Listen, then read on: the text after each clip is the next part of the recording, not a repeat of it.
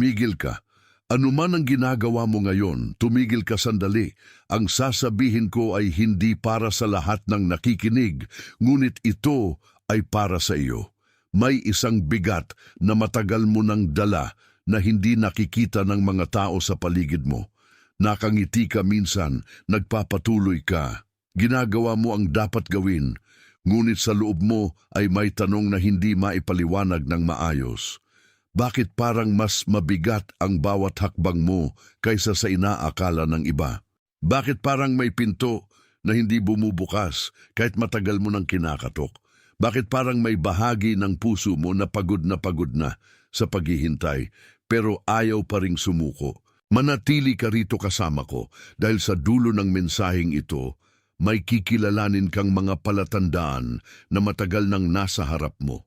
Makikita mo ang isang pattern na matagal nang gumagalaw sa likod ng iyong mga araw. At bago ito matapos, may ipapahayag akong pagtitibay sa iyong buhay na hindi mo basta maririnig lamang, kundi mararamdaman mong parang may pumirma na sa isang bagay na matagal mo nang hinihintay. Sa mga susunod na sandali, makikilala mo ang mga senyales na naging pamilyar na sa iyo. Pero ngayon lamang magkakaroon ng malinaw na kahulugan. Mauunawaan mo kung bakit ka tila inilalayo sa ilang dating ugnayan. Bakit ang ilang dating sigla ay biglang naging tahimik at bakit ang puso mo ay tila may ibang antas na ng pagdinig. Makikita mo rin kung ano talaga ang ibig sabihin ng pagod na nararamdaman mo dahil hindi iyon basta kabiguan. At sa bandang huli, may salita akong ibababa sa iyo na para sa akin ay tanda na dumating ka rito sa tamang oras. Hindi ka napunta rito ng nagkataon. May mga mensaheng hindi sumisigaw. Dumarating ang mga ito sa oras na humihina na ang panlabas na ingay. Sa oras na ang loob mo ay handa ng umamin na may alam itong hindi pa nito kayang ipaliwanag. Kaya kung may kakaiba kang naramdaman ngayong gabing ito, kung may bahagyang paghilab sa dibdib mo habang binabasa mo ang mga salitang ito, huwag mo munang ipagwalang bahala. May dahilan kung bakit ito tumama sa iyo. Pansin, kailangan mong maghanda ngayon. Naghanda ako ng eksklusibong material para sa mga nararamdamang inihiwalay para sa mas dakilang layunin, ngunit nabubuhay na napapaligiran ng ingay, mga abala at mental overload. Ito ay isang 32 araw na paglalakbay na magbabago sa iyong buhay. Isang ginagabayang landas upang protektahan ang iyong isipan at maghanda sa darating na may pang-araw-araw na pagsasanay sa focus, limitasyon at disiplina. Itigil mo na ang pakikipag-usap sa ingay. Matutunan mong tukuyin ang mga abala bago kanila kontrolin at palakasin ang iyong isipan. Available din sa immersive audio version. Mahigit 10,000 mambabasa na ang nagbago ng kanilang buhay sa pamamagitan ng 30 araw na paglalakbay. Libu-libong tao na ang nagsimula sa pagbabagong ito, mga taong tulad mo na pagod na sa pamumuhay sa ulap, mga ordinaryong taong nagdesisyon nang ihinto ang pagtanggap sa mental chaos. Samantalahin ang limitadong panahon na alok na ito sa buwan lamang na ito. I-access ang iyong link sa ibaba mismo sa itaas ng mga komento. Bakit ito tumama sa iyo ngayon? May mga nangyayari sa iyo nitong mga huling araw na hindi mo agad matatawag na himala, pero hindi rin iyon basta pagkapagod. May mga sandaling bigla kang natitinag ng walang malinaw na dahilan. May mga umagang gumigising ka na parang may iniwan sa iyo ang gabi na hindi mo maipaliwanag sa salita. May mga pag-uusap na dati mahalaga, pero ngayon parang lumalayong tila wala ng dating at may mga tahimik na sandali na nararamdaman mong may nagbago kahit walang nakikitang malaki sa labas. Marahil napapansin mo ring may mga oras na parang mas mabigat ang hangin sa loob mo kaysa sa paligid mo. May mga panahong ang dati mong sigla ay hindi na mabilis dumating at kailangan mo nang pakinggan ang sariling puso para lamang malaman kung saan ka patutungo. May mga biglang katahimikan sa pagitan mo at ng ilang taong dati mong madaling kausap. Hindi dahil wala ka ng malasakit, kundi dahil may nagsisimulang magbago sa loob mo na hindi na kayang pabalikin sa dating anyo. At may isa pang pamilyar sa iyo, ang paulit-ulit na pagkikita ng magkakatugmang tanda. Hindi mo man ito pinag-uusapan, napapansin mo ang mga bilang na tila sumusunod sa iyo, ang mga mensaheng dumarating sa parehong tema, ang mga sandaling parang may tumutugon sa iniisip mo bago mo pa ito maisabi. Minsan ay parang coincidence lamang, ngunit sa loob mo, alam mong hindi lang iyon basta sabay-sabay na pangyayari. May tinuturo itong mas malalim. Ito ang dahilan kung bakit hindi ka dapat matakot sa mga palatandaang ito. Ang mga ito ay hindi babala ng pagkasira.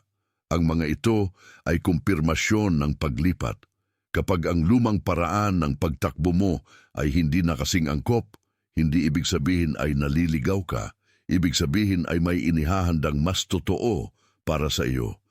Kapag ang ilang tao ay tila lumalayo, hindi ibig sabihin ay iniwan ka. Ibig sabihin ay hindi na sila ang magdadala sa susunod na bahagi ng iyong daan. Kapag ang mga dating kasagutan ay tila hindi na sapat, hindi iyon kawalan, iyon ay pag-aayos.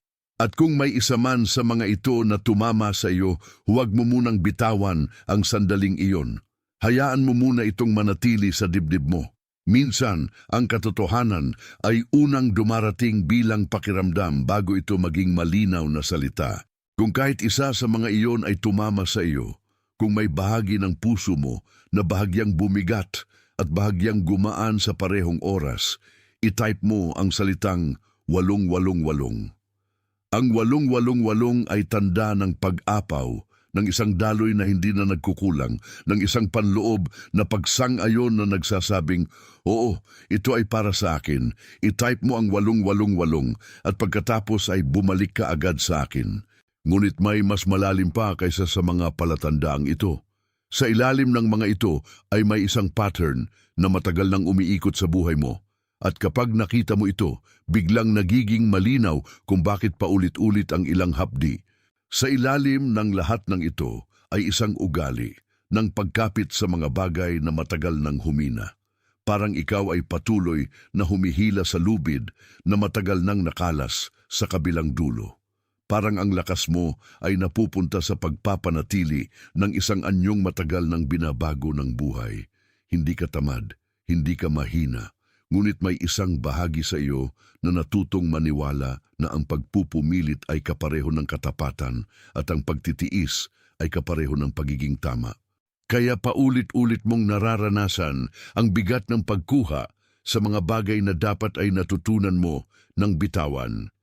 Kaya may ilang relasyon, tungkulin at inaasahan na patuloy mong sinusubukang buhatin kahit ang totoo, lumampas na sila sa panahon nila.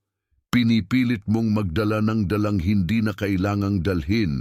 Pinipilit mong manatili sa silid na matagal nang nagpapaliwanag sa iyo na tapos na ang dating usapan. At sa bawat pagtatangkang yon, lalo kang napapagod nang hindi mo maamin sa iba kung bakit. Ito ang tahimik na anyo ng iyong laban. Hindi ito laging mukhang kaguluhan. Minsan, mukha itong pagiging maayos sa labas habang lumulubog ang loob. Minsan, mukha itong pagiging matatag habang unti-unting nauubos ang sigla. Minsan, mukha itong pagiging responsable, ngunit sa likod noon ay may kaluluwang ayaw ng mabuhay sa iisang paraan na paulit-ulit na lamang ang tuhog at sugat. Hindi ito pagsuway sa Diyos. Ito ay pagkapit sa lumang paraan ng pag-iral. At dahil dito, may gastos ang pananatili sa pattern na ito. Ang bawat araw na pinipilit mong ipagpatuloy ang bagay na tapos na, may kapalit itong kapayapaan. Ang bawat pagkakataong pinipili mong patahimikin ang nararamdaman mo para lamang manatiling maayos sa paningin ng iba, may kapalit itong liwanag. Ang bawat oras na ginugugol mo sa paghila sa saradong pinto, may kapalit itong lakas na sana'y inilalaan mo sa bukas na nakalaan na para sa iyo. Ngunit may isa pa akong nakikita sa iyo. Hindi lamang ito tungkol sa pattern. May mas nauna pa rito, may mas sinauna, may mas malalim na ugat ang lahat ng ito. Isipin mo ang isang lumang bakuran sa likod ng isang bahay na matagal mo nang tinitirhan, ngunit hindi mo pa kailanman lubos na napuntahan. Nandoon ang hangin, nandoon ang lupa, nandoon ang katahimikan, ngunit parang may bahagi ng bakurang iyon na matagal nang hindi natatawagan ng pangalan. Sa umpisa ang bakuran na iyon ay bukas. May araw na pumapasok. May espasyong maaari mong lakaran ng walang takot. Ngunit noong una ka pang natutong mabuhay sa loob ng mga tensyon at pagtitimpi, may isang harang na unti-unting itinayo sa loob mo. Hindi mo man yun nakitang may naglagay, naramdaman mo ang epekto. Lumiliit ang paglapit mo sa gitna. Lumalayo ang loob mo sa sarili mong lupa. At sa bakurang iyon, may isang pintuang nakatali sa dating paraan ng pagprotekta. Hindi ito basta pinto ng kahoy. Ito ay pinto ng pagtanggap. Pintuang nagsasabing, maaari kang lumabas nang hindi ka kailangang humingi ng pahintulot sa takot. Maaari kang huminga nang hindi mo kailangang ipaliwanag ang lahat. Maaari kang tumayo nang hindi mo kailangang ikubli ang sarili mong init. Ngunit may mahabang panahon na ang pinto ay inakala mong mas ligtas kung mananatiling nakasara. Marahil may mga taon sa buhay mo na may mga tinig sa paligid mo na nagturo sa iyong umiwas sa sariling liwanag. Marahil may mga pagkakataong ang pagiging tahimik ay pinuri at ang pagiging masyadong totoo ay pinatahimik. Marahil natutunan mong mas ligtas ang hindi pag-abot ng lubos. Mas ligtas ang hindi pagpapakita ng lahat. Mas ligtas ang manatili sa gilid ng bakuran kaysa lumakad patungo sa gitna. At kaya ang bakurang dapat sana'y lugar ng paglago, naging lugar ng pag-iingat. Ang dating luwang ay naging kontrol. Ang dating hinga ay naging bantay. Ito ang dahilan kung bakit may mga araw na parang wala kang tinig kahit alam mong marami kang gustong sabihin. Ito ang dahilan kung bakit may mga sandaling alam mo sa loob mo ang tamang direksyon. Ngunit tila may lumang bisagra sa pinto ang naninigas, hindi dahil wala kang karapatan, kundi dahil noon pa man ay natutunan mong manahimik sa harap ng sariling katotohanan upang hindi na muling masaktan. Ang bakuran ay naroon pa rin, ang pinto ay naroon pa rin, ngunit matagal mo nang pinaniwala ang mas ligtas ang huwag nang lumapit. Subalit may pagbabago sa hangin ng bakurang ito, may mga bitak na sa harang, may mga sinag na muling pumapasok sa mga sulok na matagal nang natatabingan. May mga ugat na unti-unting muling humihinga sa ilalim ng lupa. At ang pinakakamangha-mangha ay ito. Hindi ka tinatawag pabalik sa lumang takot. Tinatawag ka pabalik sa tunay na pagmamay-ari. Tinatawag ka pabalik sa espasyong matagal ng iyo, ngunit matagal mo ring nilayuan. Kung ang bakuran na ito ay biglang parang lumuwag sa dibdib mo, kung ang larawan ng saradong pinto ay tumama sa lugar na matagal mo nang hindi sinusuri, itype mo ang mga salitang bukas na ako. Hayaan mong ang pag-amin na iyon ang magselyo sa lugar na iyon sa loob mo. Bukas na ako.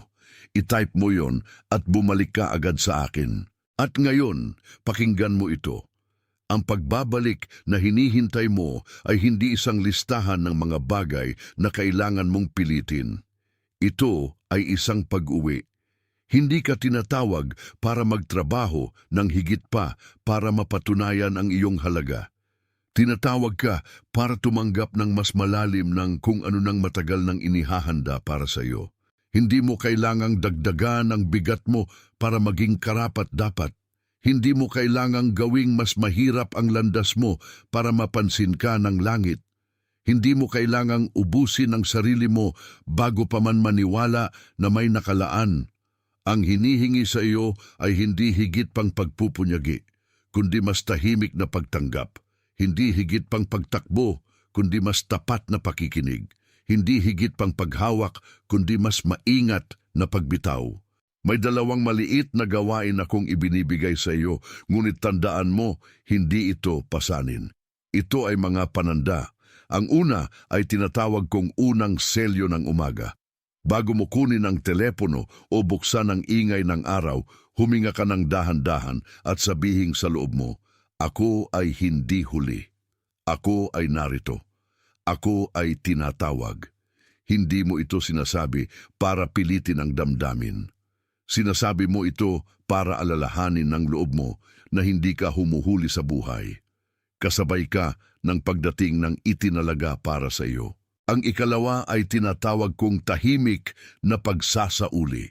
Sa pagtatapos ng araw, bago ka tuluyang sumandal sa gabi, pangalanan mo sa loob mo ang isang bagay na hindi mo na kailangang bitbitin hanggang bukas.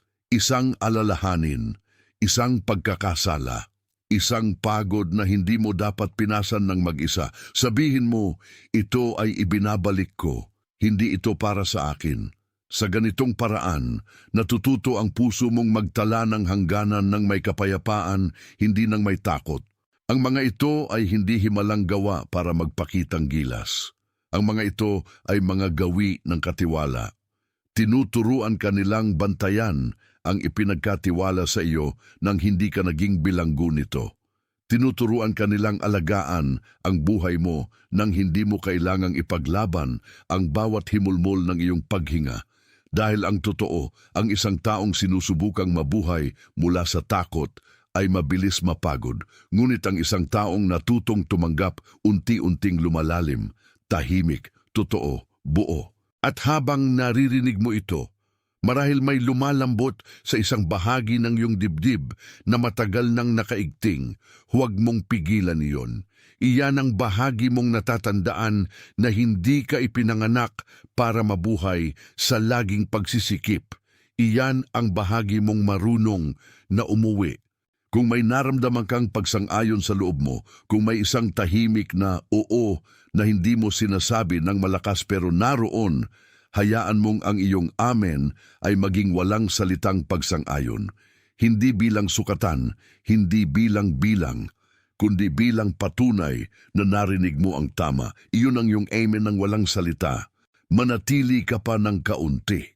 Hayaan mong lumubog ang mga salitang ito sa lugar ng iyong puso na matagal nang naghihintay na mapansin.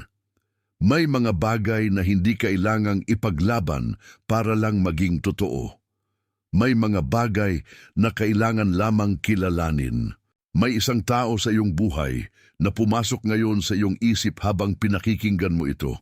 Maaaring siya ay pagod na pagod sa pananahimik. Maaaring siya ay lihim na naghahanap ng sagot na hindi niya maipagtapat. Maaaring siya ay may mukha ng isang taong laging maayos sa panlabas, ngunit may mabigat na dinadala sa loob. Kung may lumitaw na ganoong tao sa iyong alaala ngayon, ipadala mo sa kanya ang mensaheng ito. Hindi bilang rekomendasyon, kundi bilang pagdadala. Tulad ng pagdating nito sa iyo, dumating din ito sa kanya sa tamang oras. At kung sakaling ang taong iyon ay ikaw mismo sa ibang anyo ng iyong buhay, ang ikaw na pagod, ang ikaw na tahimik, ang ikaw na matagal nang nagpupunyagi sa dilim, huwag mong tanggihan ang pagdalang iyon, ibigay mo, ipadala mo, pahintulutan mong marating ng salita ang pinakailalim ng pagod na hindi mo na kailangang ipaliwanag sa iba. Ngayon, bago tayo magtapos, may kailangan akong iselyo sa iyo ng malinaw. Ang buong bagay na ito ay hindi basta emosyon na lilipas. Ito ay pagkilala. Ang matagal mong pinagdadaanan ay hindi walang saysay. Ang pagdating mo rito ay hindi aksidente. At ang buhay mo ay hindi nakatali sa lumang takot na noon ay parang mas malakas kaysa sa iyo. Ikaw ay pinagtitibay. Ikaw ay itinataguyod, ikaw ay inihahanda, ikaw ay hindi iniwan sa gitna ng daan, ikaw ay ginagabayan sa susunod na bahagi. Ikaw ay hindi masisira sa ilalim ng bigat na matagal mo nang binibitbit. Ikaw ay lalambot ng hindi nawawala. Ikaw ay tatayo ng hindi kailangang manlaban sa lahat. Ikaw ay makikilala sa paraang matagal mo nang hiniling sa katahimikan. Sa sandaling ito sa iba't ibang dako ng mundo, may mga puso ring tumitigil, nakikinig at nakikilala ang parehong pagtawag. Hindi ka nag-iisa sa pagdinig na ito. May ibang mga kaluluwa na tumatanggap din ng parehong kumpirmasyon ngayong gabi. sa mga lugar na hindi nila maipaliwanag at sa mga panahong hindi nila inaasahan. Kasama ka sa isang pagkilos na hindi kailangang sumigaw para maging totoo. At iyon ang dahilan kung bakit ito tumatagos. Nasil na ito. Ikaw ay hindi nagkamali sa pagdating mo rito.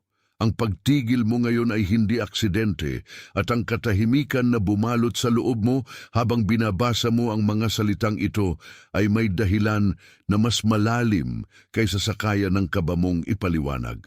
May mga gabing ganito na parang may humihila sa puso mo pabalik sa isang bagay na matagal mo nang halos nakalimutan, ngunit hindi ka nito ibinabalik sa dating takot. Inilalapit ka nito sa katotohanang matagal nang naghihintay na marinig mo. Kaya ngayon, huwag mong murang isipin ang nararamdaman mo bilang simpleng pagkapagod lamang. May pagbubukas na nagaganap sa loob mo at kung minsan ang pagbubukas ay tahimik. Hindi ito laging parang kidlat. Minsan parang banayad na pag-uga ng isang bagay na dati matigas na matigas. Minsan parang pintuang matagal nang nakasara ang biglang humihinga. At sa ganitong oras, ang pinakabanayad na paghinga ay nagiging pinakamatibay na tanda. May mga sandaling ang tao ay inaasahan ang malalaking palatandaan, ngunit ang langit ay mas madalas magsalita sa mga mumunting pagkakatugma. Sa paraan ng paglapit ng mensaheng ito, sa paraan ng pagdikit nito sa loob mo, may pagtitiyak na naipapahayag ng hindi kailangang sumigaw. Hindi ka hinahatak palayo sa iyong buhay. Hinihila ka palapit sa mas totoo mong anyo. Hindi ka nawawala. Inaayos ka. At kaya manatili ka pa dahil may mga salita akong ibababa na hindi lamang para aliwin ka, kundi para pangalanan ang yugto na kinaroroonan mo ngayon. Hindi ito yugto ng pagkalimot, hindi ito yugto ng pagtalikod, ito ay yugto ng pagkilala. At kapag nakilala mo ang iyong nararanasan, nagsisimula ng humina ang kapangyarihan ng kalituhan. Ang mga bagong daloy sa loob mo ay hindi kailangang pilitin para maging totoo. Kailangan lamang itong makita ng malinaw. Minsan, ang mismong pagtingin ang unang anyo ng pagpapalaya. Kaya huwag kang bumitaw sa mga susunod na sandali. Ang inilalantad dito ay hindi mababaw. Ito ang ugat ng iyong pagkapagod at sa sandaling makita mo ito, mag-iiba ang timpla ng buong loob mo. Nagsisimula na ang paggising mo sa mga paraang hindi mo agad maipaliwanag. May ilang umaga na pagdilat mo pa lang ay parang may kakaibang bigat sa dibdib mo na hindi naman lungkot, ngunit hindi rin ginhawa. May mga gabing hindi ka mapakali kahit walang malinaw na dahilan. May mga sandaling napapansin mong mas maaga kang napupunta sa katahimikan kaysa dati. Noon ay maaring akala mo stress lang iyon. Ngayon mo mararamdaman na may mas malalim na gumagalaw. Minsan pa nga, sa gitna ng araw, bigla kang natitigil sa isang ordinaryong gawain dahil may malakas na pakiramdam na may nangyayari sa ilalim ng ibabaw. Parang ang sarili mong espiritu ay dahan-dahang gumigising bago pa umabot ang isip mo. Hindi ka basta nawawala ng gana. Mas tama pang sabihing hindi na kasya ang lumang panlabas na ritmo sa loob na mas lumalawak ngayon. May lalim na pumuputok sa katahimikan. May liwanag na hindi mo pa natatawag sa pangalan. Napapansin mo rin marahil na may ilang ugnayang dati natural, ngunit ngayon nagiging mailap. Hindi naman dahil nagbago ang lahat ng tao sa paligid mo, kundi dahil may bahagi ka nang hindi na basta sumusunod sa dati. Ang mga usapang dati madali ay parang may layo na. Ang ilang pakikipag-ugnayan ay hindi na kasing bigat ng dati, ngunit may malinaw na hiwalay na lumilitaw sa pagitan ninyo. At minsan, ang hindi mo masabi sa iba ay ito. Pakiramdam mo ay lumilipat ka ng silid habang ang iba ay nananatiling nakatayo sa dating dako. May isa pang palatandaan na palihim mong kilala. Ang paulit-ulit na pagtingin sa mga bilang, sa magkakatugmang senyales, sa mga mensaheng tila sumasabay sa iyong iniisip bago mo pa ito mabigkas. Hindi mo kailangang gawing misteryo ang lahat, Ngunit hindi mo rin kailangang burahin ang kahulugan nito.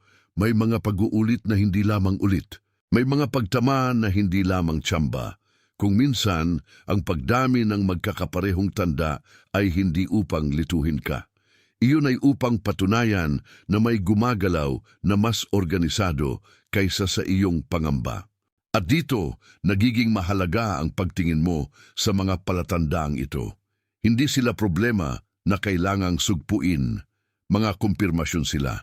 Ang panandaliang pagod na nararamdaman mo ay maaaring hindi pagkatalo kundi pag-aayos ng loob. Ang pagkakasikip sa mga dati mong kinalulugaran ay maaaring hindi pagkakaligaw, kundi paglipat. Ang biglang katahimikan sa ilang relasyon ay maaaring hindi pagwawakas ng halaga mo, kundi paglilinaw kung saan hindi na dapat ibuhos ang lakas mo. Kapag dumating ang katotohanan, ang una nitong ginagawa ay hindi palaging nagpapaliwanag. Madalas ay nagpapahinto muna ito. Kung ngayon ay may bahagyang pagdikit ng lalamunan mo, kung may ideya kang hindi mo inaasahang tumama sa puso mo, hayaang huminga muna iyon bago mo ito itulak palayo. Minsan ang katawan ang nauunang umamin bago ang isip, minsan ang dibdib ang unang nakakaalam. Kung may isa man sa mga ito na tumama sa iyo, kung may sandaling bigla kang nakadama ng pagsang-ayon na hindi mo man lang inimbita, itype mo ang 888. Ang 888 ay hindi lamang bilang, ito ay larawan ng pag-apaw, ng pagdating ng masaganang kumpirmasyon, ng panloob na pagtango na nagsasabing, oo, may nabubuksan na. I-type mo ang 888 at pagkatapos ay bumalik ka agad sa akin. Ngunit ang mga palatandaan, kahit malinaw na, ay hindi pa ang pinakaugat. May pattern na nasa ilalim nila. At kapag nakita mo ang pattern, mas mauunawaan mo kung bakit parang paulit-ulit na may sumusubok humila sa iyo pabalik. Sa pinakailalim ng lahat ng ito ay ang matagal mo nang gawi ng paghawak sa mga bagay na dapat nang magbago. Parang lagi kang may hawak na tali na humihigpit sa palad mo, kahit matagal mo nang nararamdaman na ang kabilang dulo ay wala na roon. Parang araw-araw mong inuulit ang pagtayo sa isang pinto na tapos ng magpaliwanag ng sarili nitong pagsasara. Hindi ito kahinaan ng karakter. Hindi ito kabiguan ng pananampalataya. Ito ay isang lumang paraan ng pagharap na natutunan mong gawing tahanan. Kaya patuloy kang nauubos sa pagsisikap na panatilihin ang mga bagay na ang totoo ay nagsisilipat na ng panahon. Pilit mong kinukumpleto ang mga hindi nabuo. Pilit mong inaayos ang mga hindi na para sa iyo. Pilit mong inaabot ang mga usaping matagal nang lumampas sa sandali nila. At ang galing ng pattern na ito ay ganito. Hindi nito laging ipinapakita ang sarili bilang pagkawasak. Minsan ipinapakita ito bilang pagiging mapagkakatiwalaan, pagiging maingat, pagiging matatag, pagiging huwaran. Ngunit sa loob, may kaluluwang unti-unting nanghihina dahil masyadong matagal nang binubuhat ang hindi na kanya. Kaya ang gastos ay hindi laging tunog ng pagguho. Minsan tunog ito ng tahimik na pagkapagod na walang nakapapansin. Minsan tunog ito ng pagngiti habang may puwersang ibinibigay ka sa mga bagay na matagal nang dapat binibitawan. Minsan tunog ito ng pag-ako ng responsibilidad na hindi mo man lang pinahintulutang timbangin ng patas sa puso mo. At habang ginagawa mo iyon, unti-unting tumitigas ang katawan, unti-unting lumiliit ang hininga, unti-unting natutuyo ang kagalakang matagal ng may uhaw na marinig. Ngunit may mas nauna pa sa pattern na ito. Ang ugat nito ay hindi sa kasalukuyang pagod mo lamang. Nasa isang lumang anyo ng proteksyon na matagal nang itinanim sa loob mo. Isipin mo ang isang bakurang matagal nang naroon sa likod ng bahay na tinitirhan mo. Hindi ito bagong lugar. Hindi ito kailanman naging dayuhan. Ngunit sa loob ng napakahabang panahon, parang may bahagi nitong hindi mo na ulapitan ng buong tapang. Nandoon ang lupa, nandoon ang hangin, nandoon ang lumang bakas ng mga hakbang na minsan ay saksi sa mas malayang paghinga. Ngunit sa isang panahon ng iyong buhay, may iniwang bantay sa pagitan mo at ng gitna ng bakurang iyon. Hindi mo man nakita kung sino ang naglagay noon, naramdaman mo ang epekto. Ang dating bukas ay naging maingat, ang dating maluwang ay naging sakop ng takot, at ang dating tahanan ng paglago ay naging lugar ng pag-iwas. Sa bakurang iyon, may pinto. Hindi ito granding pinto, wala itong palabas, ngunit ito ang uri ng pinto na nagtatago sa pinakamasilang kapasyahan ng puso. Papasok ka ba sa sarili mong lupa o mananatili ka sa gilid nito? Sa simula, maaari kang lumapit at umalis nang hindi umaamin kung gaano ito kahalaga. Ngunit habang tumatagal, ang pinto ay naging simbolo ng isang mas tahimik na panaginip na pinatahimik mo sa loob ng sarili mo. Ang paglapit sa pinto ay naging kasing kahulugan ng panganib.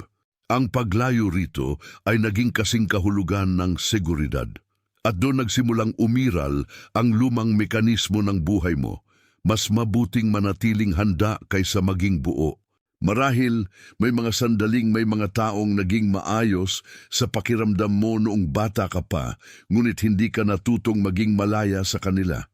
Marahil may mga pagkakataong ang pagiging tahimik ay inakalang kabutihan, at ang pagiging buong katotohanan ay itinuring na labis. Marahil may mga oras na ang damdamin mo ay parang kailangang humingi ng paumanhin bago pa ito mabuhay. Kaya ngayon, kapag nakaririnig ka ng sarili mong loob, minsan may lumang pagbabantay na sumasagot agad. Huwag, huwag masyado. Huwag lubos, huwag lumabas, huwag ibigay lahat. At sa tuwing nakikinig ka sa dating bantay na iyon, lalo kang lumiliit sa bakurang ipinagkaloob sa iyo para palaguin ang iyong buhay. Ito ang dahilan kung bakit mahalaga ang larawang ito. Ang problema ay hindi kailanman ang bakuran. Ang problema ay ang lumang paniniwala na kailangan mong manatili sa gilid para maging ligtas. Ang problema ay ang dating kapangyarihang nagsabi sa iyo na ang pinto ng sarili mong lupa ay dapat manatiling halos nakasara. At ang magandang balita ay ito, ang pinto ay hindi na tulad ng dati. May pagbabago na sa bisagra, may hangin na sa kabilang panig. May liwanag na dumadampi sa lupa sa paraang dati hindi mo napapansin. Kung ang larawang ito ay tumama sa iyo ng malalim, kung may kung anong tila kumilos sa loob mo habang nakita mo ang pinto at ang bakuran, i-type mo ang mga salitang bukas na ako. Huwag mo itong tratuhing simpleng linya lamang. Hayaan mong ito ay maging isang tahimik na pagsang-ayon na ang dating pagsasara ay hindi na iyong panahanan. Bukas na ako. I-type mo iyon at bumalik ka agad sa akin. Dahil ang pagbalik na ito ay hindi pagdaragdag ng bigat. Ito ay pag-uwi. Hindi ka tinatawag upang dagdagan ang iyong pagsisikap hanggang sa mapansin ka. Tinatawag ka upang alisin ang ilusyon na kailangan mong kumita ng pahintulot para huminga. Hindi mo kailangang angkinin ang lahat sa pamamagitan ng tensyon. Hindi mo kailangang pumilit sa bawat pinto na matagal nang sinasabi sa iyo na ang susi ay hindi pagpilit, kundi pagkilala. Ang tinatawag dito ay hindi mas malakas na pagod. Ito ay mas malalim na pagtanggap. Hindi mo kailangan magsimula sa napakalaking pagbabago. Magsimula ka sa isang mas tahimik na paraan ng pagiging naroroon. Sa Pansin, kailangan mong maghanda ngayon. Naghanda ako ng eksklusibong material para sa mga nararamdamang inihiwalay para sa mas dakilang layunin, ngunit nabubuhay na napapaligiran ng ingay, mga abala at mental overload. Ito ay isang 30 araw na paglalakbay na magbabago sa iyong buhay. Isang ginagabayang landas upang protektahan ang iyong isipan at maghanda sa darating na may pang-araw-araw na pagsasanay sa focus, limitasyon at disiplina. Itigil mo na ang pakikipag-usap sa ingay. Matutunan mong tukuyin ang mga abala bago kanila kontrolin at palakasin ang iyong isipan. Available din sa immersive audio version. Mahigit 10,000 mambabasa na ang nagbago ng kanilang buhay sa pamamagitan ng 30 araw na paglalakbay. Libu-libong tao na ang nagsimula sa pagbabagong ito, mga taong tulad mo na pagod na sa pamumuhay sa ulap, mga ordinaryong taong nagdesisyon nang ihinto ang pagtanggap sa mental chaos. Samantalahin ang limitadong panahon na alok na ito sa buwan lamang na ito. I-access ang iyong link sa ibaba mismo sa itaas ng mga komento.